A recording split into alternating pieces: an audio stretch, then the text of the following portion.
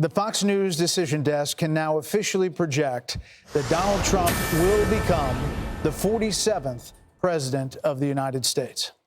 The former president's comeback will be complete with a win in Wisconsin, a state that he narrowly lost 4 years ago. He is now the second president in U.S. history to win non-consecutive terms. The first was Grover Cleveland in the late 1800s. Senator J.D. Vance will become the 50th vice president of the United States. Voters expressed deep frustration with the Biden administration, and former President Trump and the future President Trump overperformed in urban areas, particularly with men, proving that the strategy that they doubled and tripled down on over the course of the last few months absolutely succeeded and brought him back to the White House. 47th president of the United States, former President Trump now defeats Vice President Kamala Harris, who entered this race just over 100 days ago.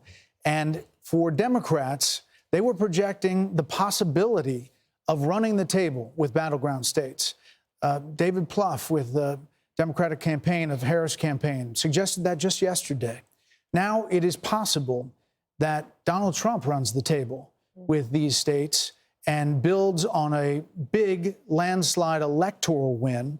We don't know where the popular vote is going to finish out, but we do know that he will be going back to the White House. And with him, Brit Hume, will be a lot of changes because he will have been there once and will know what he wants to do. You know, he often accounts for the fact that he had so much turnover in his first term, in his term as president, by the fact that he really know Washington and he was new to this realm that he had come to win the presidency in, and he promises us that now he knows whom he wants to hire. Now he knows the kind of people he wants to have around him.